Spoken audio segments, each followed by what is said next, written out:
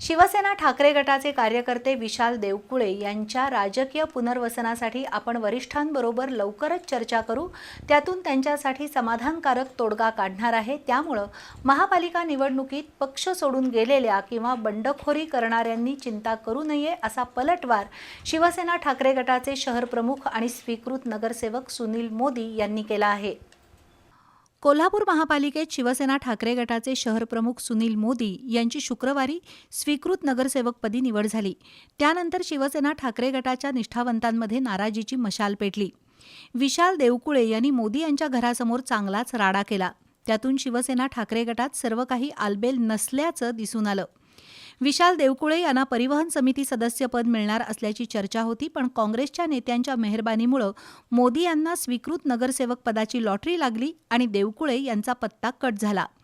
या सर्व घडामोडींवर आज सुनील मोदी यांनी खुलासा केलाय। कोल्हापूर महापालिका निवडणुकीत काँग्रेसबरोबर युती करण्याचा निर्णय वरिष्ठ नेत्यांचा होता, पण निवडणुकीच्या तोंडावर ठाकरे गटाचे दक्षिण शहर प्रमुख राजेंद्र पाटील यांनी नामदार हसन मुश्रीफ यांचं नेतृत्व स्वीकारून घड्याळ चिन्हावर निवडणूक लढवली, तर शशी बिडकर यांनी शरद पवार यांच्या राष्ट्रवादी काँग्रेसची तुतारी फुंकली। या घटनेचा अप्रत्यक्ष उल्लेख सुनील मोदी यांनी प्रसिद्धीपत्रकात केलाय।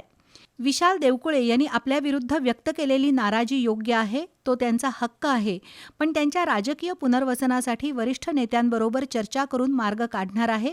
पण शिवसेना ठाकरे गट सोडून गेलेल्या किंवा बंडखोरी करणाऱ्यांनी चिंता करू नये असा टोला सुनील मोदी यांनी प्रसिद्धीपत्रकाद्वारे लगावलाय। विशेष म्हणजे यापूर्वी शिवसेना ठाकरे गटावर काँग्रेसकडून अन्याय होत असल्याचा दावा करणाऱ्या जिल्हाप्रमुख रविकिरण इंगवले यांनी मात्र या प्रकरणात सावधगिरीची आणि सबुरीची भूमिका घेतली आहे। त्यामुळे त्यांना शिवसेनेच्या वरिष्ठांकडून नेमका कोणता संदेश मिळालाय याबाबत उत्सुकता आहे।